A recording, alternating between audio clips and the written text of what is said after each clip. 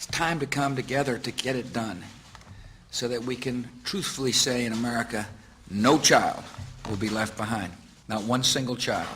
The reality of this behavior is never revealed to the public, as the media keeps any revelations quiet. Unfortunately, these type of activities continue to this day. Florida Congressman Mark Foley chaired the House caucus on missing and exploited children and went on television praising Chris Hansen's To Catch a Predator series. The Dateline piece has probably done more than any law we can create. Foley was later caught attempting to have sexual relations with numerous underage pages. Congressman Mark Foley, the man who championed the Child Protection Act of 2006, resigned after inappropriate emails and instant messages surfaced that he sent to former congressional pages. Once more, no charges were even filed. Foley himself has checked into rehab. No one has been charged with any crime. The predator class acts like Roman emperors, indulging in excess that includes sex with young boys while portraying themselves as men of the Lord.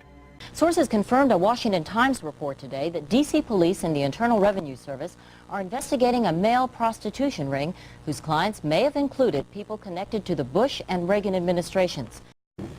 And if Washington doesn't have enough to talk about these days, the Washington Times reported today that unidentified White House aides in the Carter, Reagan, and Bush administrations now are being investigated for using the services of a call boy ring.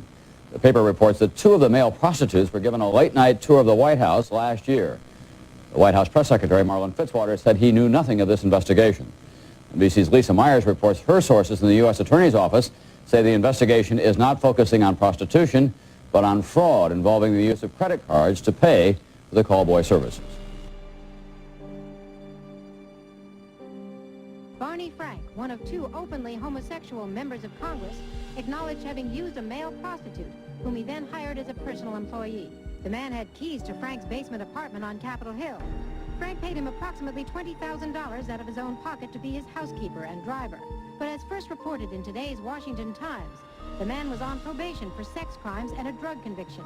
And he ran a prostitution business out of Frank's home. Massachusetts Democrat Barney Frank, a homosexual, threatened to expose fellow congressmen he knew to be gay unless they stopped spreading rumors. Do we tolerate, do we condone a member of this body who knowingly permits a house of prostitution to be operated out of his residence?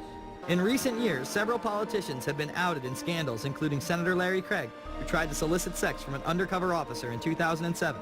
Even more shocking, it was revealed in 2004 that right-wing blogger James Guckert, who had unprecedented access to the White House during the Iraq War, was actually Jeff Gannon, a madam and male prostitute for MilitaryStuds.com. During his 2 years writing for GOP USA and Talon News, Gannon officially made over 200 appearances at the White House. Oddly enough, over 24 of these visits would take place when there were no scheduled briefings. He failed to check in or out with the Secret Service on many other occasions, coming and going as he pleased. These type of activities are not new to the White House. They were taking children out of Boys Town orphanages and foster homes and driving them to Sioux City, Iowa, 184 miles away, placing them in private jets, flying them to Washington, D.C. for sex orgies with Congress and senators and dignitaries. And I covered that in my intelligence report, by the way. So, what does that mean? Well, a guy named Rusty Nelson was taking pictures of them while they were doing this sort of thing. And Rusty would take a picture of them for them, because they kept track of the film, and then he would sneak his own film in, because he figured he'd need insurance down the road, and he was right. And so he had these pictures of these dignitaries who were involved in these nefarious sexual activities. Congressmen, senators, as I said. And so he met him in Chicago, Gary did. And Rusty turned over the pictures of him having sex with some of these dignitaries in Washington, D.C., senators, congressmen, so White House people. Okay, use your own imagination. And Gary Caradori made the mistake of calling Lawrence Schmidt, I have the smoking gun. He had his own airplane, and that night after the All-Star game, he had his 12-year-old boy with him. They got in Gary's plane, and over Aurora, Illinois, the plane exploded. Gary died.